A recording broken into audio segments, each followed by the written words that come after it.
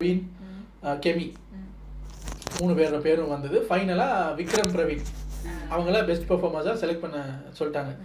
இதில் எனக்கு ரொம்ப பிடிக்காத ஒரு விஷயம், இதையும் சேதுபதி கேட்கலன்னா சேதுபதி என்ன சொல்கிறதுனே எனக்கு தெரியல. சேதுபதி என்ன ரகம்னே நமக்கு புரியாது.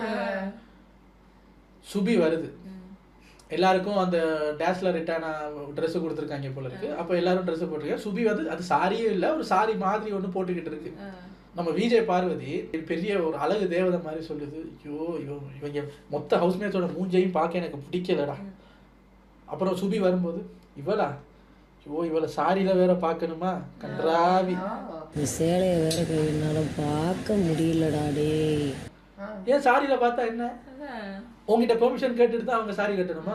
எப்படி பார்த்தாலும் அந்த பிள்ளை நல்லா தான் இருக்கு. மிஸ்டர் பாரு, மிஸ் கமருதீன், நான் இந்த சாரியை உடுக்கலாமா, உங்களுக்கு பிடிச்சிருக்கா, என்ன நீங்க பாப்பீங்களா?